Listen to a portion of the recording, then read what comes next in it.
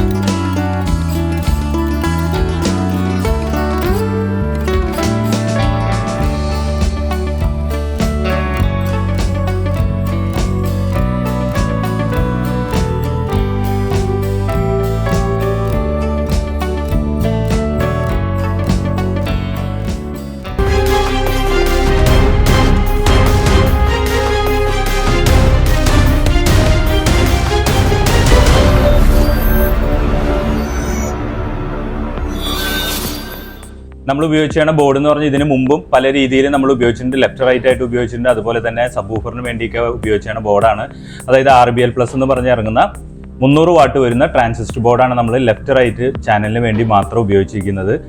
ഓരോ ചാനലിന് അത് 300 വാട്ട് വീതം കിട്ടും. 6 ട്രാൻസിസ്റ്ററാണ് 5200 1943 വരുന്ന 6 ട്രാൻസിസ്റ്ററാണ് ഒരു ബോർഡിൽ ഉപയോഗിക്കുന്നത്. അതുപോലെ അങ്ങനത്തെ 2 ബോർഡാണ് നമ്മൾ ഇതിനകത്ത് ലെഫ്റ്റ് റൈറ്റിന് വേണ്ടി മാത്രം ഉപയോഗിച്ചിരിക്കുന്നത്.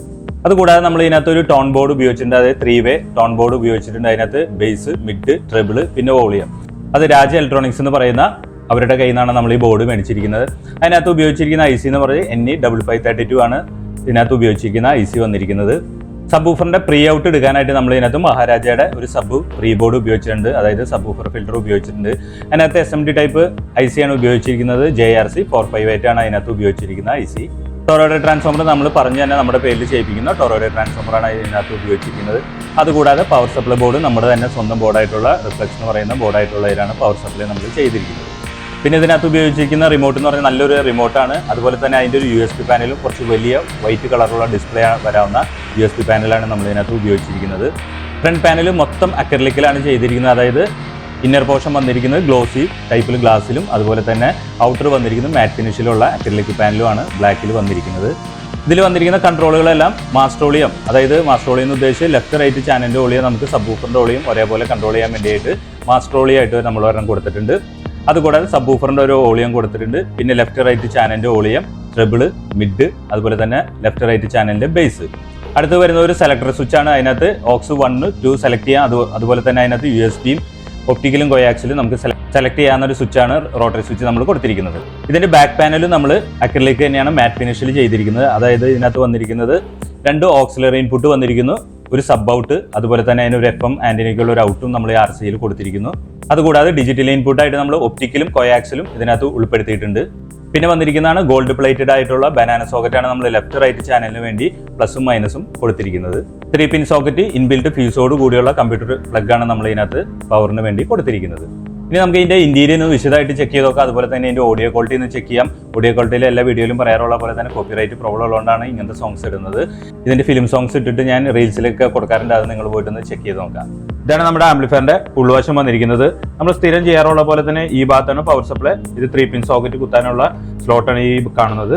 ഇത് ടൊറോയ്ഡോ ട്രാൻസ്ഫോമർ ആണ്. ഇതിനകത്ത് നമ്മൾ എടുത്തിരിക്കുന്നത് 2 ചാനലിന് വേണ്ടി മാത്രം നമ്മൾ DC വോൾട്ട് എടുത്തിരിക്കുന്നത് 45-0-45 ആണ്, പ്ലസ് മൈനസ് 0-ല്. അതുപോലെ തന്നെ നമ്മൾ BT ബോർഡിന് വേണ്ടിയിട്ട് 12-0-12 എടുത്തിട്ടുണ്ട്. സ്പീക്കർ പ്രൊട്ടക്ഷന് വേണ്ടി 12-0-12 എടുത്തിട്ടുണ്ട്. ഫാനിന് വേണ്ടി അങ്ങനെ സെപ്പറേറ്റ് എല്ലാ ടാപ്പിങ്ങും നമ്മൾ എടുത്തിട്ടുണ്ട്. 10,000-ന്റെ 4 കപ്പാസിറ്ററാണ് നമ്മൾ സ്ഥിരം ഉപയോഗിക്കുന്നത്. നമ്മുടെ തന്നെ പവർ സപ്ലൈ ബോർഡായിട്ടുള്ളതിൽ നമ്മൾ ഇതിനകത്ത് ഉപയോഗിച്ചിരിക്കുന്നത്. അതുകൂടാതെ ഇത് ഡ്യുവൽ സപ്ലൈക്ക് 12-0-12 ആണ് ഫാനിന് വേണ്ടിയുള്ളത്. ഇതൊരു ബക്ക് കൺവെർട്ടർ വെച്ചിരിക്കുന്നത് എന്താണെന്ന് വെച്ചാൽ നമ്മൾ ഒപ്റ്റിക്കലിൻ്റെ ഒരു ഡീകോഡർ ഇതിനകത്ത് ഉപയോഗിക്കുന്നുണ്ട്. അതിന് വേണ്ടിയിട്ട് 5 വോൾട്ട് ആയിട്ട് എടുക്കാനാണ് നമ്മളൊരു ബക്ക് കൺവെർട്ടർ ഇതിനകത്ത് ഉപയോഗിച്ചിരിക്കുന്നത്. അതുകൂടാതെ നമ്മൾ എടുത്തിരിക്കുന്നത് ഒരു പവർടെക്കിൻ്റെ ഒരു 2.1 സ്പീക്കർ പ്രൊട്ടക്ഷനാണ് ഈ കാണുന്നത്. ഇതിനകത്ത് നമ്മൾ ഒരു റിലേ എടുത്തിട്ടില്ല, 2 റിലേ ആണ് ലെഫ്റ്റ് റൈറ്റിന് വേണ്ടി മാത്രം കൊടുത്തിരിക്കുന്നത്. ഇതാണ് നമ്മുടെ BT ബോർഡ് വന്നിരിക്കുന്നത്. 3-way BT, അതായത് ബേസ്, മിഡ്, ട്രിബിൾ, വോളിയം ഇത്രയാണ് വരുന്നത്. അതുകൂടാതെ നമ്മൾ ഇതിനകത്ത് ഒരു സബ്വൂഫർ ഫിൽറ്റർ ഉപയോഗിച്ചിട്ടുണ്ട്. മഹാരാജയുടെ JRC 458 ആണ് ഇതിനകത്ത് ഉപയോഗിച്ചിരിക്കുന്ന IC. SMD ടൈപ്പ് IC ആണ് ഇതിനകത്ത് ഉപയോഗിച്ചിരിക്കുന്നത്. ഇത് സബ് ഔട്ടിന് വേണ്ടിയിട്ട് മാത്രമായിട്ട് നമ്മൾ ഉപയോഗിച്ചിരിക്കുന്നതാണ്. പ്രീ സ്റ്റേജിൽ വന്നിരിക്കുന്ന IC എന്ന് പറഞ്ഞാൽ NE5532 ആണ് ഇതിനകത്ത് ഉപയോഗിച്ചിരിക്കുന്നത്. ബേസിനും ട്രിബിളിനും മിഡിനും വേണ്ടിയിട്ടും പിന്നെ ഒരു വോളിയം വരുന്നുണ്ട് ഇതിനകത്ത്. ഇതാണ് നമ്മുടെ മെയിൻ ആംപ്ലിഫയർ വന്നിരിക്കുന്നത്. ഇതിനകത്ത് മൊത്തം ഉപയോഗിച്ചിരിക്കുന്നത് 5200-1943 തന്നെയാണ് ഇതിനകത്ത് മൊത്തം ഉപയോഗിച്ചിരിക്കുന്നത്. ഓരോ ചാനലും 300 വാട്ട് ആണ് നമുക്ക് ലഭിക്കുന്നത്. അതായത് 300 + 300 ആണ് 2 ചാനലിന് വേണ്ടി ഉപയോഗിക്കുന്നത്. ലെഫ്റ്റ് റൈറ്റ് മാത്രം നമ്മൾ 300 കൊടുത്ത് സബ് വൂഫറിന് വേണ്ടിയിട്ട് ഒരു പ്രീ ഔട്ട് ആണ് ഉപയോഗിച്ചിരിക്കുന്നത്. കൂടാതെ ഒരു കൂളിംഗ് ഫാനും നമ്മൾ ഇതിനകത്ത് ഉപയോഗിച്ചിട്ടുണ്ട്.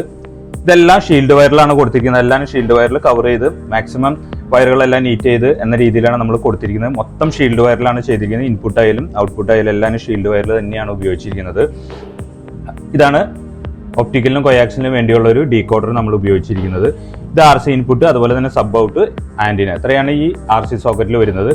ഗോൾഡ് പ്ലേറ്റഡ് ആയിട്ടുള്ള ബനാന സോക്കറ്റാണ് നമ്മൾ ഇതിനകത്ത് ഉപയോഗിച്ചിരിക്കുന്നത്. അതിൻ്റെ 2 മൈനസ് പ്ലസ്, ലെഫ്റ്റ് റൈറ്റിൻ്റെ പ്ലസും മൈനസും ആണ് ഇത് കൊടുത്തിരിക്കുന്നത്. നമ്മളെ കൊണ്ട് പറ്റാവുന്ന രീതിയിൽ നീറ്റായിട്ട് തന്നെ ചെയ്തു എന്ന് വിചാരിക്കുന്നു. വയറുകൾ മാക്സിമം ഒതുക്കി തന്നെയാണ് ചെയ്തിരിക്കുന്നത്. ഇത്രയൊക്കെയാണ് നമ്മുടെ ആംപ്ലിഫയറിൻ്റെ ഉൾവശം വന്നിരിക്കുന്നത്. ഇപ്പോൾ നമ്മൾ കൊടുത്തിരിക്കുന്നത് സബ് വൂഫറൊന്നും കൊടുത്തിട്ടില്ല, വെറും ലെഫ്റ്റ് റൈറ്റ് ബോക്സ് മാത്രമാണ്. അതായത് ഒരു ബോക്സിനകത്ത് 2 8 ഇഞ്ചും മിഡ് റേഞ്ചും ട്യൂട്ടറും വരാവുന്ന രീതിയിലുള്ള 2 8 ഇഞ്ച് ഫ്ലോർ സ്റ്റാൻഡിങ് ബോക്സിൽ മാത്രമാണ് കൊടുത്തിരിക്കുന്നത്. ഇനി നമുക്കൊന്ന് പ്ലേ ചെയ്ത് നോക്കാം.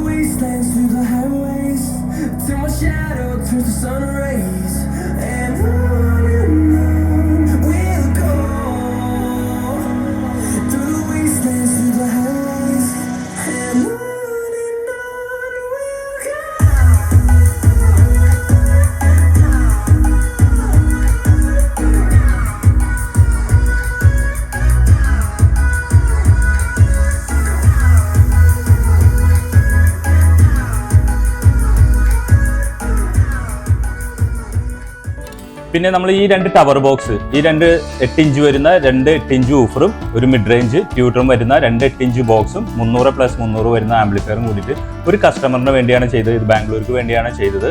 പിന്നെ ഈ ആംപ്ലിഫയറിന്റെ ബോക്സിന്റെ എല്ലാ ഡീറ്റെയിലും ഞാൻ താഴെ കൊടുത്തേക്കാം. കാരണം ആ ബോക്സിന്റെ വിലകൾ, അതുപോലെ തന്നെ ആംപ്ലിഫയറിന്റെ വില, ആംപ്ലിഫയറിൽ എന്തൊക്കെ ബോർഡ് നമ്മൾ ഉപയോഗിച്ചിരിക്കുന്നു, എന്തൊക്കെ ഇൻപുട്ട് ഔട്ട്പുട്ടുകൾ, എല്ലാ കാര്യങ്ങളും ഞാൻ ഡിസ്ക്രിപ്ഷനിൽ കൊടുത്തേക്കാം. നിങ്ങൾ ചെക്ക് ചെയ്ത് നോക്കാം. ഇത്രയൊക്കെയാണ് ഇന്നത്തെ വീഡിയോസ് ഉള്ളത്. ഇന്നത്തെ വീഡിയോ നിങ്ങൾക്ക് എല്ലാവർക്കും ഇഷ്ടമാവുകയാണെങ്കിൽ, അതുപോലെ തന്നെ ഉപകാരപ്പെടുകയാണെങ്കിൽ ലൈക്ക് ചെയ്യാനും ഷെയർ ചെയ്യാനും കമന്റ് ചെയ്യാനും മറക്കരുത്. കൂടാതെ സബ്സ്ക്രൈബ് കൂടി ചെയ്യാൻ ഓർക്കുക. സബ്സ്ക്രൈബ് ബട്ടൺ തൊട്ടടുത്ത് തന്നെ ഒരു ബെല്ലൈക്കൺ കാണാം. അത് അമർത്തിയാലാണ് നമ്മുടെ ചാനലിൽ വരുന്ന എല്ലാ വീഡിയോസും നിങ്ങൾക്ക് പെട്ടെന്ന് നോട്ടിഫിക്കേഷൻ ആയിട്ട് ലഭിക്കുള്ളൂ. നമുക്ക് അടുത്ത വീഡിയോയിൽ കാണാം.